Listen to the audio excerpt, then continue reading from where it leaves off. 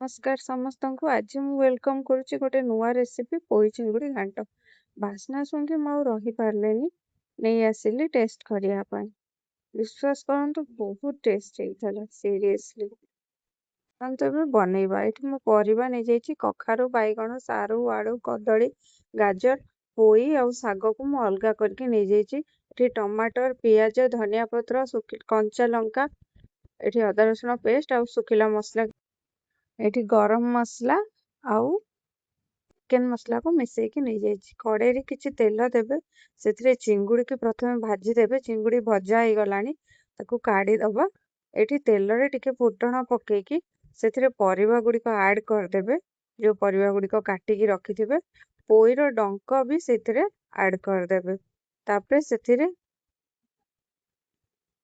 लूण हळदी पकेकी ताकू भलसे भाजी देबे।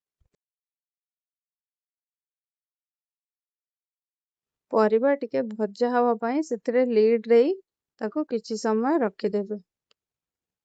परिबा कड़े को साइड करी हमें प्रेशर कुकर बसेबा। प्रेशर कुकर रे टिके तेल नेबे। तेल रे जो सुखिला मसला नेथिबे सेगुडा पके देबे। कंचा लंका पियाज पके ताकू भलसे गोळेइबे। सेपट रे परिबा को मझिरे मझिरे घांटुथिबे नहले लागी जिवो। एठी पियाज ब्राउन हे गलानी सेथिरे अदा रसुण पेस्ट पके दबा। सुखिला मसला रे पानी पुरेकी मु ताकू घोड़ेकी रखी देछि ताकू भी ऐड कर दबा। सेथिरे मसला को भलसे कसीबा। एठी मु टमाटर टा ऐड कर दोछि और कस्तूरी मेथी भी ऐड कर दोछि ताकू भलसे गोळेइबा।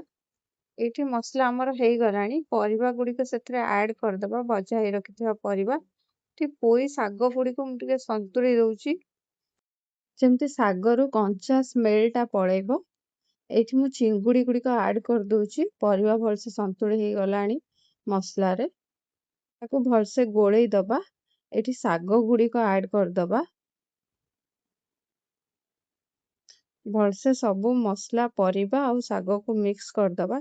एठी मु गरम मसला और चिकेन मसला पके दोछि ताकू गोळेइबा भलसे सबु को मिक्स करके पूरा प्रेशर कुकर रो लीड गोटे सीटी दबा पई हमें देई दबा। एबे गोटे सीटी देई सारलानी देखंतु केमति देखा जाउछि तरकारी। धनिया पत्र पकेकी ताको भलसे गोळेकी सर्व करिया पई रेडी कर दबा पोई चिंगुड़ी घांट। आपण माने भी एमती एही प्रोसेस रे घरे करंतु खांतु खुआंतु केमती लागिला कमेंट रे जणांतु। एमती भलो भलो गाउँली रेसिपी पाई चैनल को सब्सक्राइब करंतु। Thank you.